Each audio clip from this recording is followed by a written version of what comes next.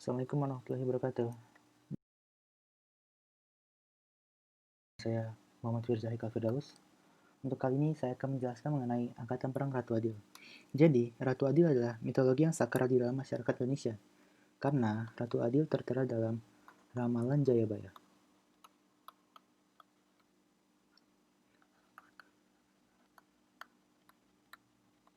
Ramalan ini mengatakan bahwasannya akan datang satu ratu yang adil dan bijaksana sehingga keadaan akan aman dan rakyat makmur sejahtera.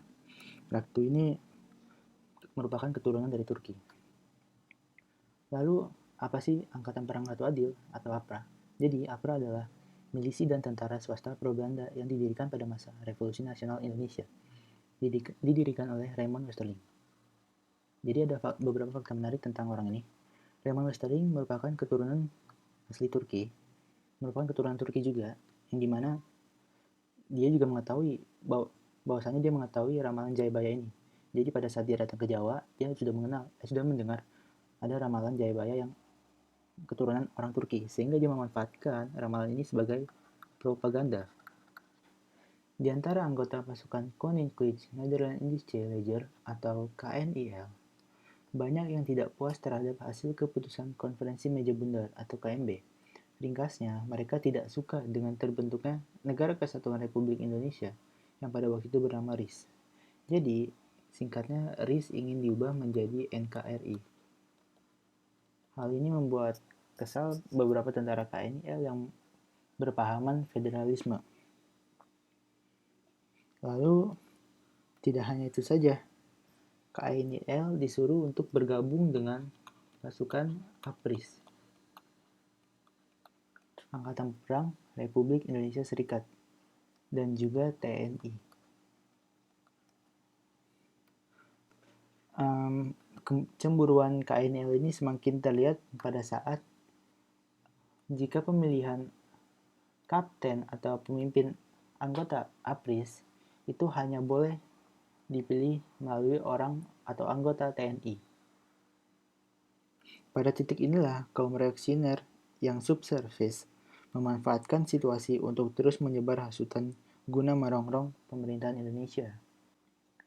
Lalu pada tanggal November 1949 muncul seorang tokoh yang bernama Raymond Peer Westerling yang tadi sebelumnya sudah kita bahas, yang mulai menyusun kekuatan dengan menarik anggota KNIL yang didemobilisasikan. Dari mana sih Westerling bisa dapat simpati rakyat? Salah satunya dari cara propaganda Ratu Adil tadi.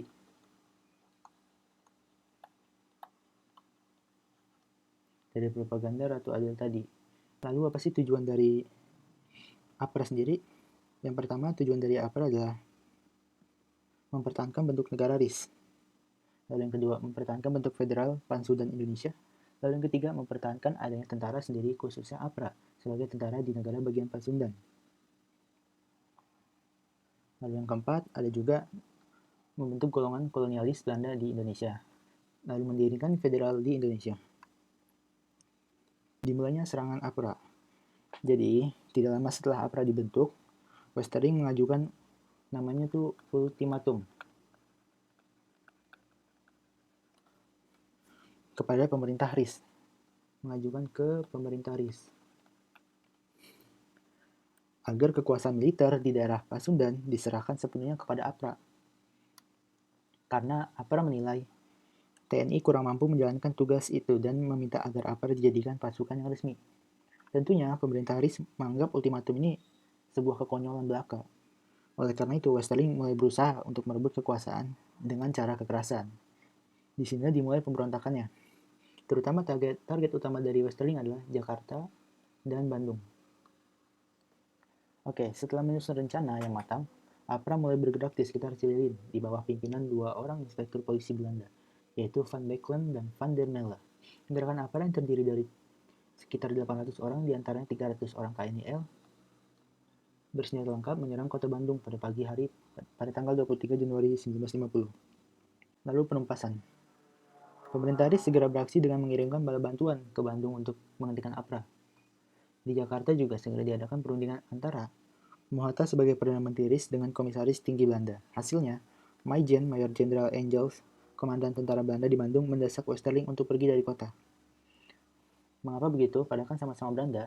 Jadi, menurut si Mayor General Angels ini, tindakan pemberontakan Westerling ini sangat konyol. Dan juga, pada saat itu, Belanda dan pemerintah RIS itu sudah membuat kesepakatan. Sehingga, dimana kalau misalkan si Westerling tetap kekeh untuk lanjut menyerang, kemungkinan kesepakatan itu bisa akan gagal atau rusak. Kita lanjut lagi. Setelah terdesak, gerombolan APRA pergi meninggalkan Bandung. Setelah meninggalkan Bandung, gerombolan APRA pun menyebar ke berbagai daerah. Dan terus dikejar sama APRIS tapinya.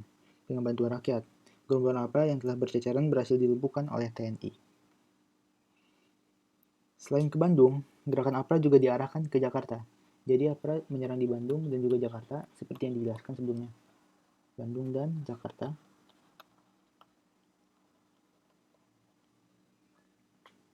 Di daerah ini Westerling mengadakan kerjasama dengan Sultan Hamid II yang jadi menteri negara tanpa portofolio di dalam kabinet RIS. Maksudnya tanpa portofolio tuh tanpa tugas yang jelas, jadi kayak kurang sedikit dipandang lah, atau kurang penting. Tapi tetap penting juga. Untuk mewujudkan ambisinya, Westerling dan Sultan Hamid II menyusun rencana. Jadi pada saat itu kabinet RIS sedang mengadakan sidang. Dan pada saat sidang ini, semua menteri RIS akan diculik. Itu menurut rencana si Westerling. Akan diculik. Apa sih dampaknya APRA? Jadi yang pertama, dilangsungkannya pemberontakan ini juga mempunyai agar tetap bisa mempertahankan kedaulatan. Untuk mempertahankan kedaulatan Republik Federal, sebab kelompok ini tidak ingin menyerahkan kedaulatan serta mempunyai tentara sendiri terhadap negara yang di bagian RIS. Sehingga akhirnya dilangsungkanlah pemberontakan APRA ini di Bandung. Dengan adanya pemberontakan ini, akhirnya APRA telah berhasil mengambil alih markas komando divisi Siliwangi sekitar pada tanggal 23 Januari 1950. Lalu siapa saja sih tokoh-tokohnya? Yang pertama ada Westerling. Westerling didukung oleh rakyat Belanda untuk menganggapnya sebagai pahlawan meskipun di Indonesia dia membunuh ribuan orang. Permintaan ekstradisi Indonesia terhadap pengadilan Belanda gagal dengan putusan hakim Mahkamah Agung Belanda pada tanggal 31 Oktober 1952. Jadi pengadilannya gagal nih pada tanggal 31 Oktober 1952. Nggak ada yang bisa dilakukan terhadap kejahatan Westerling di Indonesia, sampai akhirnya Westerling meninggal di Purmerend. Tokoh yang kedua ada Anwar Cokroaminoto. Anwar Cokroaminoto merupakan Perdana Menteri ketiga negara Pasundan atau Jawa Barat yang mulai menjabat pada Juli 1949 dan sejak dibentuknya Indonesia jadi negara serikat. Setelah diketahui terlibat dalam pemberontakan APRA dan jadi bagian dari KNIL yang saat perang kemerdekaan disebut Tentara Kompeni, Perdana Menteri Cokroaminoto ditangkap. Negara selanjutnya ada tokoh yang ketiga, Komisaris Besar Yusuf, merupakan seseorang yang sebelumnya ada di barisan tentara Indonesia. Tapi kemudian dia berkhianat karena tidak setuju dengan beberapa kebijakan pemerintah Indonesia. Tidak banyak riwayat yang menceritakan tentang kehidupan sebelum dan sesudah pemberontakan APRA mengenai Komisaris Besar Yusuf ini. Jadi Komisaris Besar Yusuf ini juga termasuk tentara barisan Indonesia. Akan tapi dia juga berpaling dari pihak Indonesia menjadi pihak Westerling. Berkhianat memang. Lalu tokoh yang keempat ada RAA Male Wiranata Kusuma. Male Wiranata Kusuma ini merupakan salah satu wakil pemerintah RIS di negara bagian Pasundan. Ada beberapa orang mengaitkan dengan Perdana Menteri Pasundan yang jelas keterlibatannya dalam pemberontakan APRA. Saat pemberontakan dimulai pada 19 Januari 1950, saat itu juga Male Wiranata Kusuma mengundurkan diri. Lalu selanjutnya Sultan Hamid II, ini yang tadi dibilangkan.